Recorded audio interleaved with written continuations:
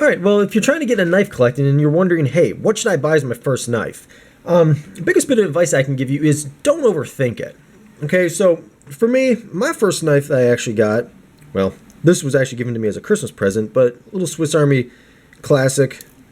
You know, this has been heavily used, but this was actually the first knife I received. The first knife I actually ever bought was this cold steel Koboom. And I actually bought this the day I found it. I just went online, started researching, or actually I think I opened up a cold steel catalog, and I seen the Koboom. It just kind of stood out to me. It looked cool, so I was like, all right, I'm gonna go look up some reviews. Found a review from Nut and Fancy, and I was like, yeah, it looks like a pretty cool knife, and I bought it. And from there, I started buying, started buying some other knives. When I figured, hey, I don't like a fixed blade, then I bought a folder. Then I figured I wanted an assisted, and then just kind of went on from there. Actually, I bought a Balisong at first, but you don't really have to go with something super crazy expensive or even like really quote unquote nice. I mean, like this Benchmade 51 Morpho. I mean, this is a really nice knife. I love this thing. Get your G10 handles and blue anodized titanium scales. Really nice, but you don't really have to. You don't have to overthink your first knife purchase. I'd recommend staying away from. Here's a bench or Microtech Ultratech. Don't stay away from these. These are awesome. If you can legally own one of these, get it. But I'd recommend staying away from like the cool trendy looking knives, like what do you call it, like Tac Force, or not necessarily that they're kind of bad. not that they're kind of bad. They are bad. We'll leave it at that. But the knives that are kind of branded like Zombie Killer or this actually isn't going to fit. Yeah, let's actually replace this Steelworks, Phantom Steelworks Skinwalker. Replace that with a Warren Thomas Baby Bushido. It stands up better.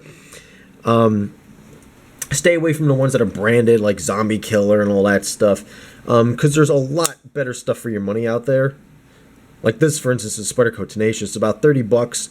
Really good knife. I mean, you can find all sorts of reviews online about these things. They're on like, I think 30-ish, 40, which isn't too bad for a knife. And you don't have to go like something crazy like, can't open it on camera, but like the Paragon Warlock here from Asheville Steel. Cool knife, but you'll in time amass a collection. Like I said, I started with the Koboom, and it's a little Victorinox classic, and I just kind of worked up from there. Don't need to have something like a Sebenza at first. I mean, if you can afford it and you think that it looks cool, yeah, by all means buy it. I'm not telling you don't buy a cool knife, because it's expensive. You can buy an expensive knife as your first piece, if you have the money and if that gets you excited. But the biggest thing is buy a knife that gets you excited.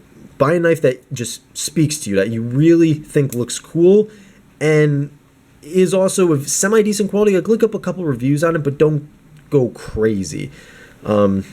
Recommendation if you want a good working knife is look into the Victorinox, obviously, like the Swiss Army Classic or SD Classic, or the Alox. If I can focus on this. This is a little bit more of a premium, one of their quote-unquote premium knives. You can pick up for around $30, which isn't terrible. Figure out kind of your budget, and then something I'd recommend would be going onto, let's say, like Blade HQ, Blade Ops. Those are two sites that they carry a wide variety of folders, fixed blades, anything that you're really looking for, and most of their stuff is decent quality. Like, they'll have a little bit cheaper knives on there. Like, you'll have some like Schrade's, which Schrade's a little bit lower end brand, but they're not terrible. So, you can find some more moderately priced stuff on there, and they go all the way up. Like, this 51 Morpho was like $300 or $300 or like $260, I think it was, from Blade HQ. But I mean, some of these, like, you can find a Tenacious on there. I don't know if they still make this, a CRKT M1610KZ. This is actually one of my first knives I bought. CRKT is a good brand to buy from if you're just getting into knives, because I find that their quality is really good. Come on, I can't flip it out. Dang it. There we go. Their quality is pretty good, and they have a lot of designs. So you'll be able to find something that sparks your interest and kind of speaks to you.